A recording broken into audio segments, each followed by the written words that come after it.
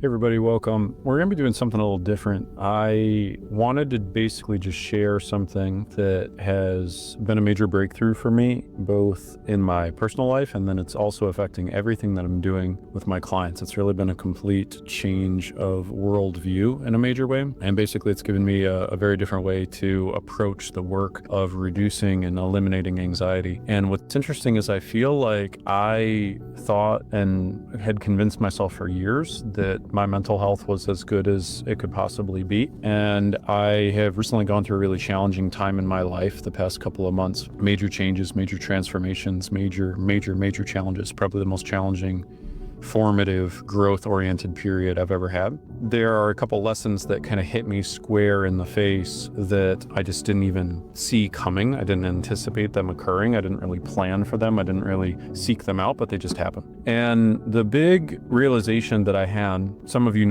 saw my recent video where I was talking about how my wife and I decided to get divorced. And there were a couple reasons for that. So typically separation of a relationship is like the last thing that I recommend. And usually most relationships are ending not because of a lack of potential alignment, but because of a lack of skills. And there was a chapter of my relationship where I knew that I was not really stepping up at the full level possible, not really, taking my own medicine, if you will. And I vowed, okay, I'm going to do that. I'm going to show up. I'm going to follow the same advice I give my clients. I'm going to make sure that I can really stand behind using the 12 relationship skills that I know work. Then I did that for, 6+ months. I realized I was still very, very unhappy. And it was because there were just some really key fundamental things that she and I were not on the same page about that we wanted. They're just key things that were sort of non-negotiables that we realized were different. That's not the major breakthrough. That was a breakthrough, but the breakthrough that happened was me realizing that I was placing my own happiness very low and had been for quite a while, had been for several years, because I was worried about displeasing somebody. I was worried about causing pain. I was worried about causing harm for her. And that kept me kind of locked in the decision of staying in the relationship, even though it wasn't bringing joy to me. It was that kind of realization that then birthed a bigger realization. And the bigger realization was that role of basically trying to be the dutiful, I'll go without so that I can make sure that you have what you need type of, sort of role that I sort of felt that I had to play, that sort of like dutiful person. That's a role that I've been trying to fulfill for a really, really long time, since I was a kid. And for those of you guys who are new to how we do things, you may not be familiar with this, but we teach that the formula for peace of mind is when your current life conditions equal your subconscious model of the world. And that subconscious model of the world begins getting formed as a young kid, and it gets formed initially based off of who you believe you have to be in order to get the love of the parent whose love was least available. And for me, that was my stepdad. And for me, who I basically convinced myself I had to be in order to get his approval and love, was I had to be basically a pleaser, right? I couldn't do anything that could cause any potential upset, frustration, harm, whatever, because as soon as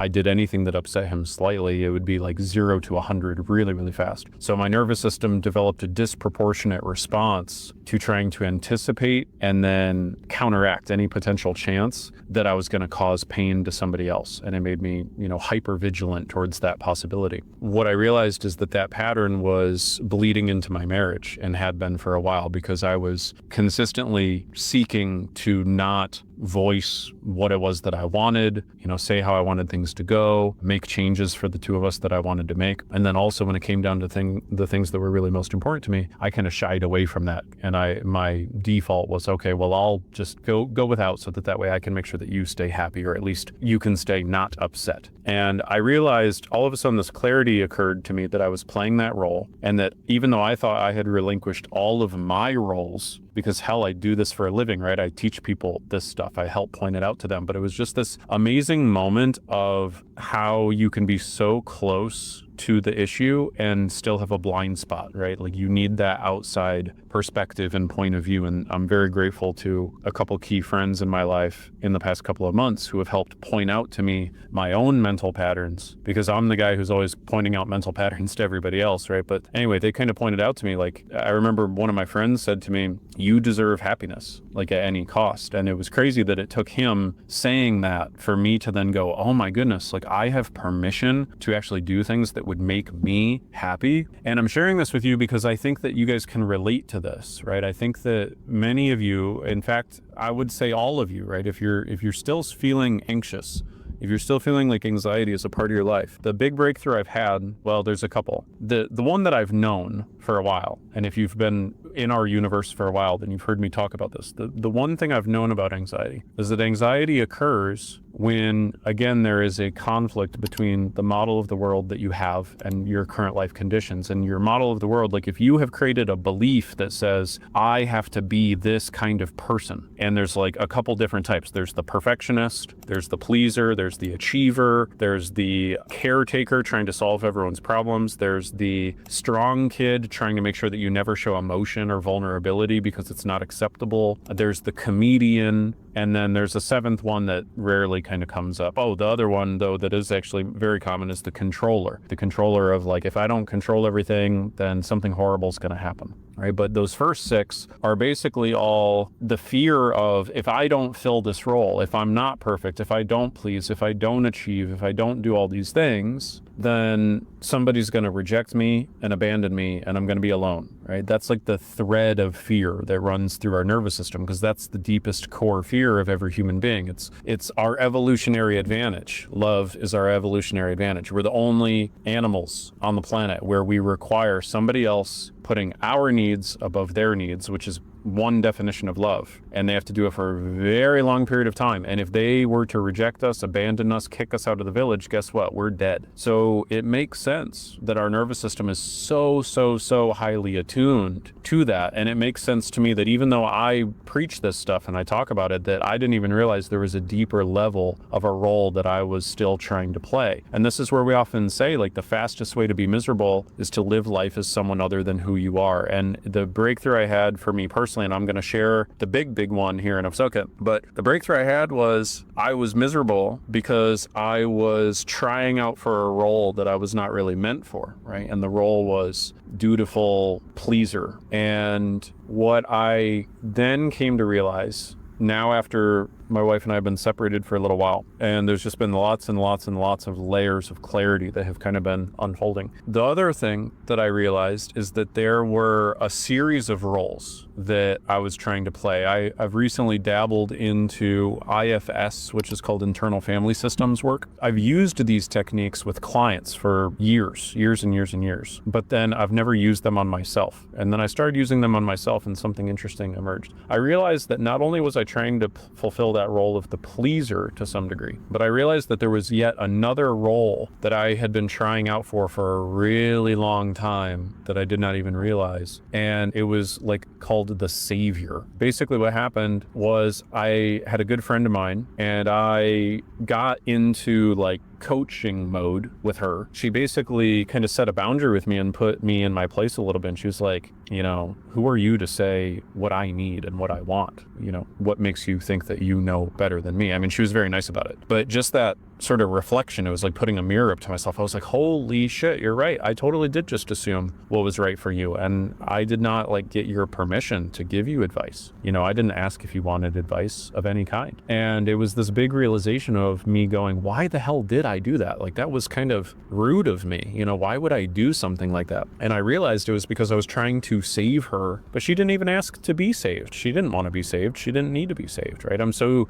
used to people coming to me and saying, hey, I need help. I need advice. Please help me. And what I realized is that I was tying my sense of self-worth up with my ability to save people. And I had developed this complex basically, right? Like, if I'm not saving people, then I'm not enough. And if I'm not making sure everybody's happy and solving everybody's problems, then I'm not enough. So those were kind of like the precursors. But here's the big, amazing breakthrough that I had. The amazing breakthrough I had was I got rid of that role. I like really felt like I took that role of the pleaser off my shoulders. And then I felt like I took the role of the savior off of my shoulders. That was amazing. And then there were two other ones real quick I'll just mention, and this leads to the big breakthrough. Sorry, I'm kind of rambling a little bit. I didn't script this, if you can tell, but this is just kind of what's in my heart and soul today. And I just have to trust that there's going to be some value for you guys in this. And there were two other ones that I learned through the IFS process that I was going through, which were, again, just taking myself through the same process I take my clients through. And I found that there was another part of me that was trying to do the right thing, like be a good guy, right? And had that whole role. But like that creates the delusion of right and wrong, right?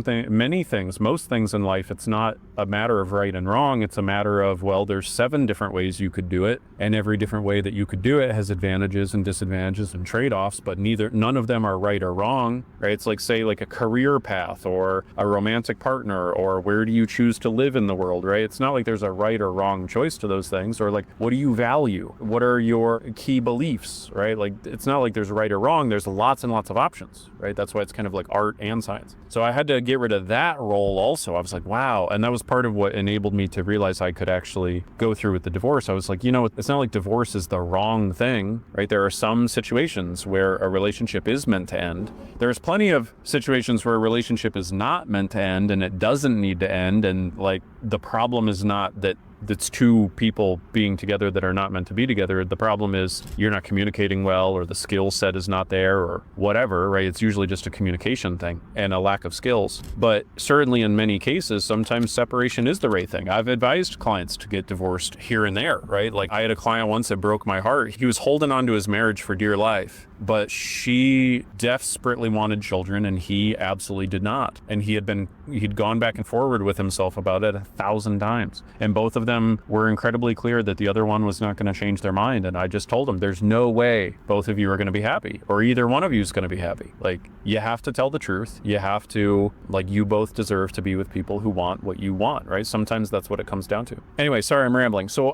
here's the moral of the story. I got rid of the role of the savior. I got rid of the role of the pleaser. I noticed there was another part of me that was trying to be the good guy. I decided, like, to get rid of that whole, I gotta do the right thing all the time. I got rid of that. And then when I say got rid of, that's not the right language. I became aware of these impulses in me. I became aware of these parts in me. And the term in IFS, I think, is like detangled, right? I felt like I was no longer wearing the mask of the savior, wearing the mask of the pleaser, right? Like, playing that role. And then the final one was the perfectionist / optimizer, like the guy who loves to strategize and whiteboard things and think and like strategize and then kind of spin his wheels from time to time, right? Like, he's so concerned with getting it all completely, absolutely correct that he doesn't just take action and move, right? I became aware of all of these little parts of me that I didn't even realize were still kind of running the show. But now all of a sudden, that's been the big breakthrough. So the big breakthrough I realized is that enlightenment, right? If we want to talk about the word enlightenment,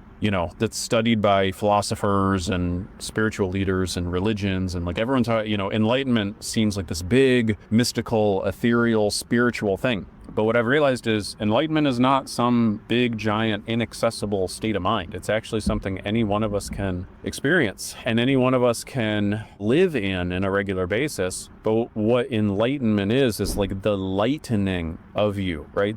And like, that's kind of the metaphor that comes to my mind. It's like you're taking off each and every one of the roles that you didn't even realize you signed yourself up for a long ass time ago. And so basically, the mode I've been in the past couple of weeks, I feel a new level of relaxation in my own skin that I've never felt in my entire life. I thought I was at like the peak level of daily calm and all of that. And really what it was I was certainly highly functioning, like functioning super well. And I was very confident. And I would say, like, yeah, I didn't have really much internal chatter, but I didn't even realize that there was like a level of tension I was still kind of always holding in my body. And it was really like a lack of joy. And now, like, joy is like returning to my life, right? For the first time in a long time. And I'm like enjoying my work, and I'm enjoying just even simple mundane things. Like this morning, it was crazy. I was feeling like so grateful. just to be alive. I was like driving to my little shared co-working office thing that I'm working out of right now. And I was like just listening to music, smiling, like having a good time. It was the first time I was like actually just cruising and bopping along to some music. And I was thinking to myself like, wow, life is good. Like I've got a lot of blessings in my life. And then what's funny is I was right in that peak moment of noticing how light I felt because I had like relinquished these roles over the past couple weeks and how relaxed I was feeling. And then all of a sudden, I shit you not, boom, I get rear-ended right in the middle of that state. That was this morning. That was like 8 hours ago. And it took me out of my like Zen, took me off of my lotus flower, if you will, for a second. And I felt kind of pissed off for a sec. But what was crazy is like, I actually handled the whole situation with way more calm, way more humor, way more joy than like, I must have been in the top 1% of, positive attitude during a car accident, people, you know what I mean? Like it really did not faze me for more than about 60 seconds, like honestly. Yeah. And then I got back in the car and I was like, wow, I guess this is the universe testing me and seeing if I really mean it, if I really mean that I'm going to embrace this new way of being where I'm just deciding I'm not going to play these roles that I have been playing for years and years and years. I'm just not going to do that anymore. I refuse to try to save everybody. I refuse to try to please everybody. I refuse to suppress my own emotions. I refuse to, make myself convinced that I'm doing the wrong thing and, not trust my gut. And it's just amazing how by relinquishing those roles, it has enabled a newfound level of calmness I didn't even know was accessible. And here's what's crazy. Now that I discovered this, I've started changing my process a little bit with clients. And now what I've been doing with clients is I've just been helping them identify exactly what role they've been playing and using kind of like an IFS process where I help them figure out like the term is a part, like which part of them is driving them a lot of the time. And then I teach them how to have a conversation with that part of them and how to therefore like detangle from that part of them, right? So like they're perfectionist, they're control freak, they're overachiever, they're people pleaser, whatever it is. And usually people have 2 or 3. So usually in a session, like I'm helping people map out like at least 2 of these. What's crazy is it's working so radically well. And what I'm realizing is like the golden thread between this particular pocket of coaching that now I'm kind of leaning into a little bit and this particular pocket of work that I'm kind of leaning into, but then also the golden thread with like the previous 9 years of experience I have doing this stuff. What I'm realizing is it all just comes down to relinquishing the roles that you believe that you have to live up to. That's really all it comes down to. It's acknowledging and realizing I have been trying to live into this persona or this archetype or identity, whatever word you want to use for it. And I am no longer willing to make myself responsible for those rules, those roles, those expectations. I'm not going to put that on myself. Maybe it is true that your dad or your mom expected you to be perfect, right? But like, if you've ever heard the term reparenting, you get to reparent yourself. You get to have a conversation with yourself and say, hey, listen, I'm really sorry. Like the conversation I had to have with myself was I really imagined myself as like a little kid who was just figuring out or deciding like, I got to please everybody. I got to make everybody happy. I got to solve problems. I got to be of value to people, et cetera, et cetera, et cetera. I got to save the world, right? And I just had a conversation with that younger version of myself at like age 8 and then at age like 16 and basically just told him like, listen, I'm really sorry that you concluded that you had to be a certain way in order to be worthy of love. And the truth is that you are enough just because you exist. You don't have to perform a role. You don't have to do a thing. You don't have to check a box. You don't have to organize everything. You don't have to premeditate everything. You don't have to be perfect. You don't have to make everybody happy. You definitely don't have to save everybody. You don't have to be productive all the time. You actually can relax. You actually can enjoy. You actually can make space and time just to connect with people and smell the roses from time to time. But no one sat me down and told me that. And so my mind filled in a different story back then. And the different story it filled in is, no, I have to be like this. I've said this for years. We feel anxiety in direct proportion to how few choices we convince ourselves that we have, right? So it's like we enter onto this world as a child as basically like a blank canvas, right? Like think about what little kids are like little kids, like 2, 3, 4, right? They are like limitless. They're boundless. They're like, and in a way it's dangerous for them, right? The reason why they're so boundless is because they just haven't like bumped their head on sharp things yet, right? They haven't learned like, oh, sharp stuff, need to stay away from that, or hot stuff, I could burn myself on that. But if you think about it, that's what we do as we go through life. We start with this total blank canvas. And then we start stubbing our toe on shit. We basically start stubbing our emotional toes on stuff, right? Like we try to be a certain way. For me, it was like me being expressive or vulnerable or like emotional, or just even honestly just taking up any kind of emotional space in the room at all. And then that was basically kind of punished, or at least I felt like it was punished as a kid. And so I learned, okay, stay in the corner, don't talk, and defer to everybody else. So I boxed myself in. I took my limitless possibilities, my limitless ability to express myself, and then I created this very, very narrow box that I then had to live in, this role, if you will. And then as I went through life, I did what most of you guys have done too, which is that role became a couple roles. So now I would let myself, do this anxious role or this anxious role or this anxious role, but nothing beyond those 3 modes. And most of you know what I'm talking about. Like most of you have like 3 modes. That is the life I lived up until just a couple weeks ago. And now it's feeling very different. It's feeling like all of the different flavors, all of the different colors are available now because I've just given myself permission to access them. And what's coming forward with that is this like incredible spontaneity and authenticity and a lot more joy. Also just a lot more, like my relationship with myself finally feels amazing. Finally feels really, really good. And I'm realizing that there was that one extra layer of tension that I was holding on to that I didn't even realize. And so anyway, I'll wrap all this up, but the big moral of the story that I'm really hoping you guys get out of this is to become aware of the roles that you have been trying to play, to realize that those roles are not representative of the identity that you actually are seeking to embody, to realize that you get to give yourself permission to no longer chase those roles. You can simply say to yourself, hey, we've been trying to be a perfectionist our whole fucking life. I'm done with that.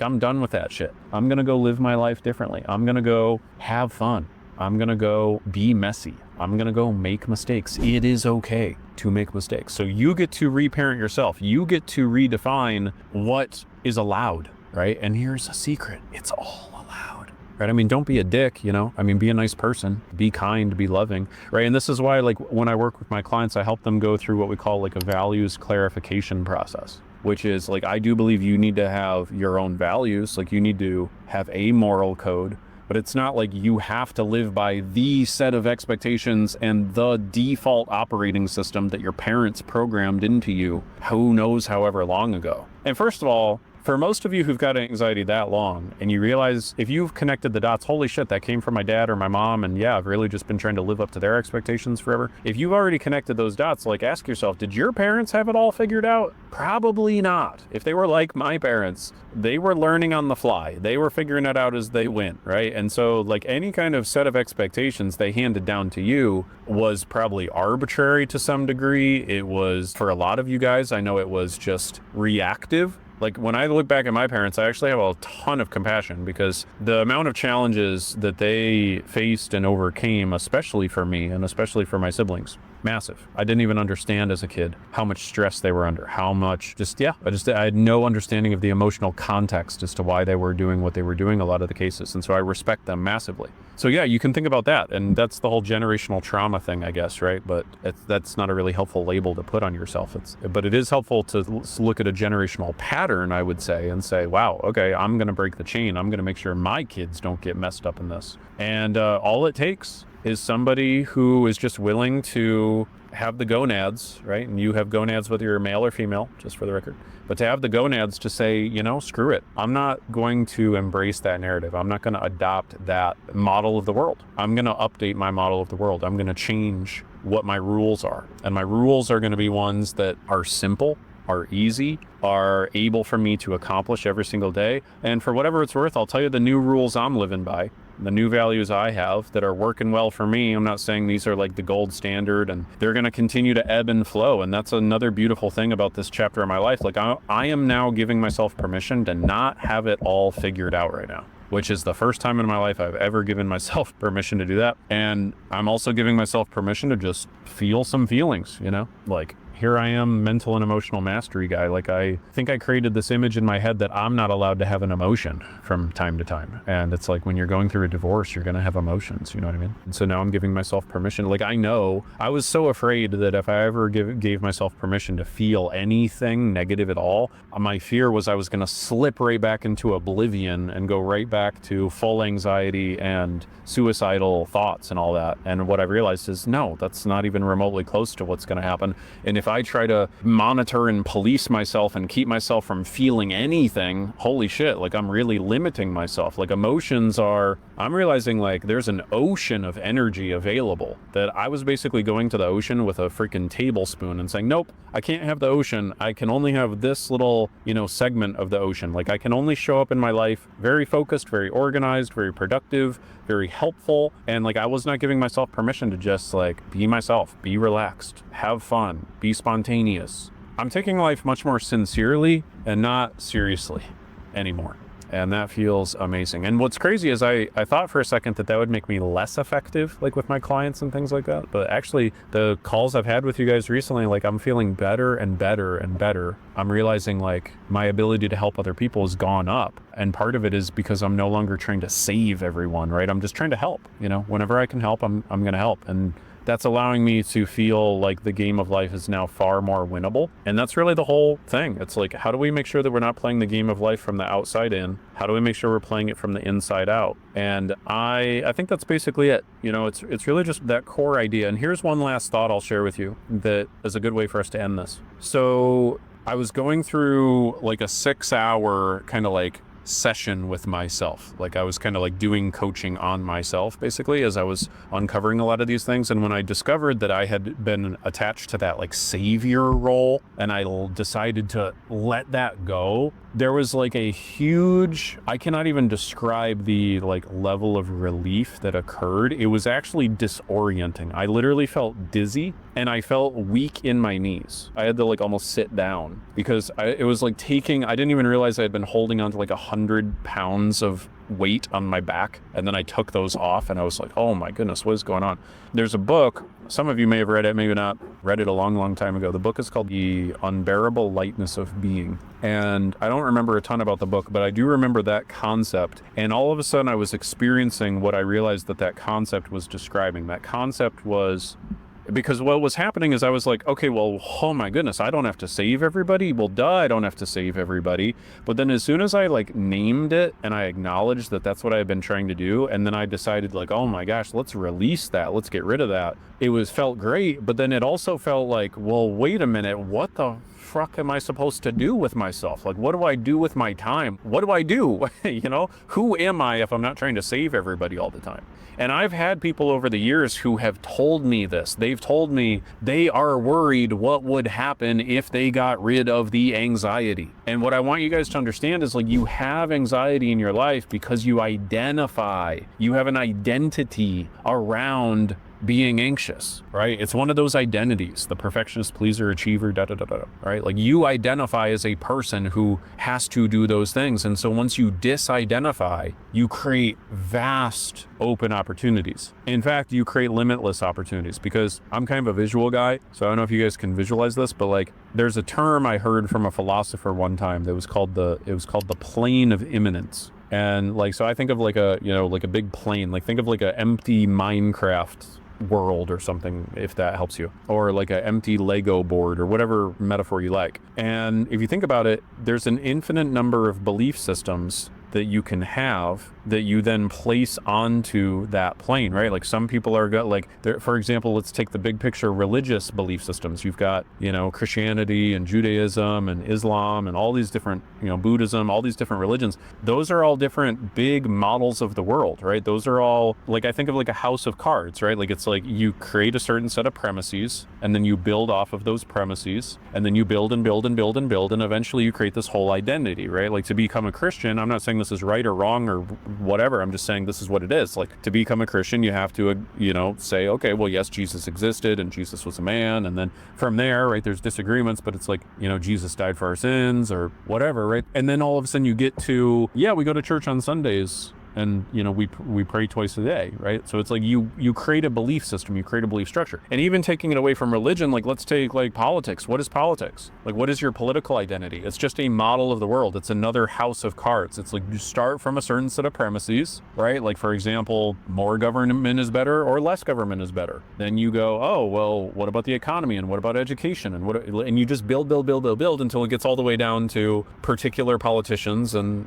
laws and things. And when it comes to your persona, it's the same thing. Like if you start from a really, really like big picture global assumption, like I have to be perfect. Well, that's a big foundational layer to a whole model of the world. And then you're going to go, okay, well, what about my academics? And what about my looks? And what about my weight? Right? And you build, right? But what we don't realize is that these are all houses of cards. Right. And I don't mean like house of cards. I'm not like looking to diminish anybody's spiritual beliefs or whatever. I'm not saying house of cards in the sense of it's all meaningless. What I'm saying is it's something that you built and it's something that you can knock down and it's something you can alter. It's something you can change. And you don't realize, like you don't bring your awareness to the fact that the plane of immanence, like all of those possibilities are available to you. Right. And so then the other metaphor that comes to my mind, some of you have heard me say this before, is like elephants. You ever been to the circus? You've seen a big elephant being walked around by a, small person in the ring. You're like, why in the world does this elephant put up with this stuff? Why don't they just tear down the tent? They don't tear down the tent because when they were young, when they were a baby, when they were not very strong, when they didn't know better, when they relied on someone else for food and shelter and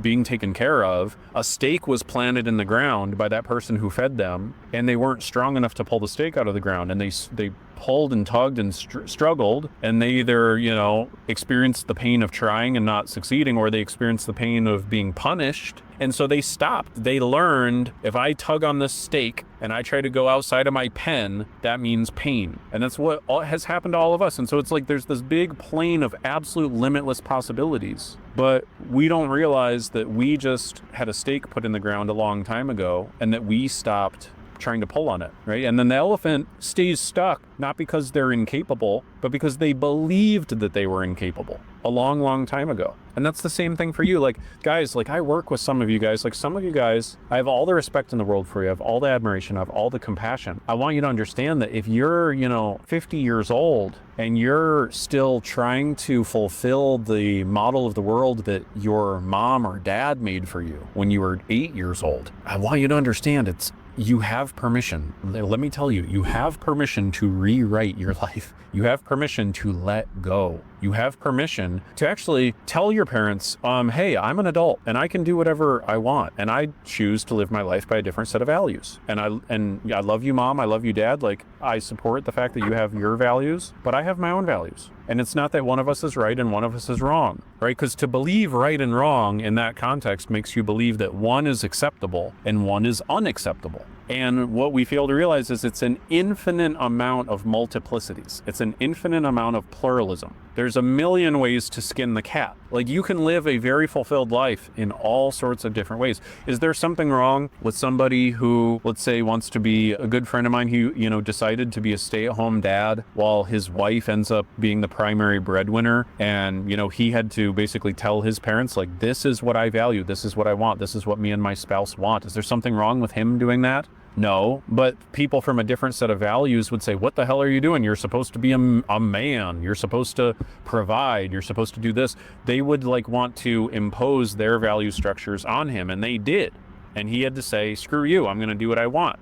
All right, here's the real final thing I'm going to say. There's a passage from Nietzsche, okay? This passage has changed my life many, many, many times. And the chapter in my life I've been going through these past couple months, this passage really applies. It's called The Three Metamorphoses of the Soul or the Spirit. And it's one page. I highly recommend you check it out. I'm not going to read it to you, but I will summarize it for you. He describes there being 3 stages of metamorphosis is what he says. You could think of him as being 3 stages of development, if you like, for the soul. But metamorphosis is a better word. And so the first stage that he says that basically we all tend to start out at is the phase of the camel. And so he uses this language. He basically says the camel places all of this burdens on itself, right? The camel is like trudging through life. The camel likes to be well laden is the language that he used, as in having a burden. He says that the soul almost wants a burden,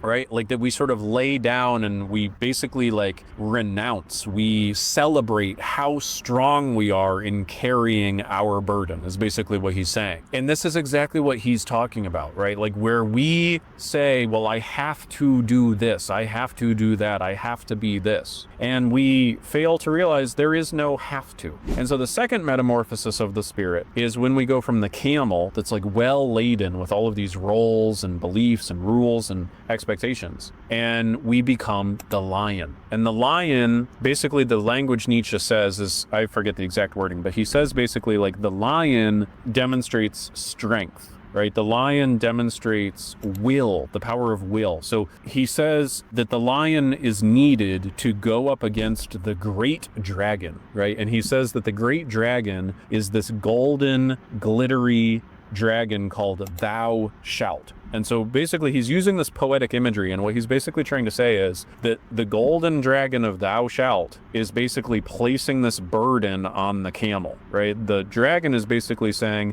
this is what you have to do. This is what you should do. So the dragon represents like dogma, right? Like dogma is any kind of value structure being imposed on you, right? Saying this is what's right, this is what's wrong, this is what's allowed, this is what's not allowed, right? And that's happened for as long as human beings have been around. It's happened in families, it's happened in religious organizations in the church, it's happened in political organizations, it's happened in, all sorts of organizations, right? Cults especially, right? Like thou shalt do this. But anyway, the whole point is the thou shalt can literally be as simple as thou shalt not do what makes you happy. Thou shalt be a dutiful, good, loyal husband that sticks around, right? And that's what the thou shalt was for me in this most recent chapter. I had another period in my life where I went from being the camel to the lion, which was when I was enrolled in university, and I got a job offer to leave university and go full time and basically move across the country. I was only like 21 years old, but it was a dream job opportunity. And everyone in my life was saying, you should stay in university and finish your degree. And that was the thou shalt of my life. And so the lion in me was like, no, that's not what I will value. I don't value academia. I value like trying to make the world a better place. I value actually helping people, right? I value that. I don't want to be stuck in a classroom all day. And that was a big lion moment for me. There's been others in my life too. Starting this business and deciding to help you guys has been another one. But anyway, my whole point is Nietzsche says the lion, the strength of the lion is needed to slay the great dragon, right? And he has this thing where he says,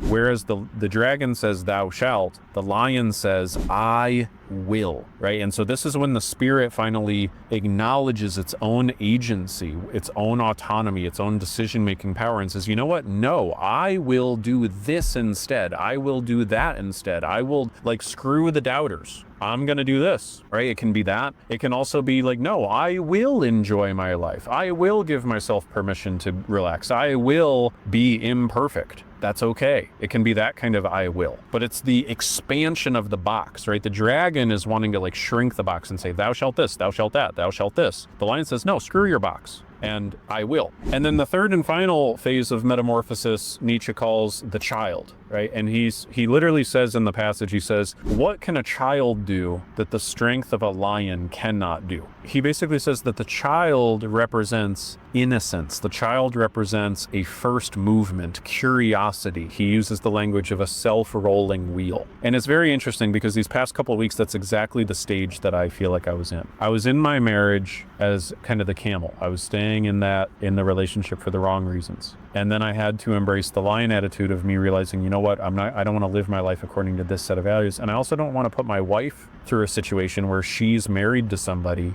who is there out of loyalty, not out of joy and happiness. That then became the lion moment of, okay, am I going to value trying to please everybody, or am I going to value what's really going to be best for us? Like, do I value just trying to not upset anybody, or do I value doing the thing that really serves both of us at the higher level? And I decided I'm going to be the type of guy who does what serves at a higher level, even if it's uncomfortable and unpleasant sometimes. And that was a big lion moment. It was a big, like, no, I'm going to change my value structure. I'm taking off the weight of the camel and I'm deciding to embrace this new thing. And that was tough and hard. You know, it was like choosing discomfort over comfort in many ways. But then now what I'm realizing is there's the third phase, the phase of like childlike experience. Like that was like me this morning being in the car, actually just enjoying my simple drive, right? Like just finding joy in things, having appreciation for things, having a lot of gratitude for things. And yeah, being more playful, being more joyful, being more willing to connect with other people. And that's a beautiful thing. And we all deserve to live life more childlike. And I'm still figuring it out. You know, actually, no, I take that back. I'm still learning to embrace not trying to figure it out. And that's a whole new other thing that is very new for me. I'm now giving myself permission to not have things figured out right now. Whereas typically I've always felt that I have to fulfill the role of being the guy to give everybody all the answers all the time. And now what I'm trying is something a little different, which is what I'm doing right now, which is I want to just tell you guys what's going on for me. And then whatever is going on that's helping me or helping people I care about, I just want to tell you guys about it. So it helps you.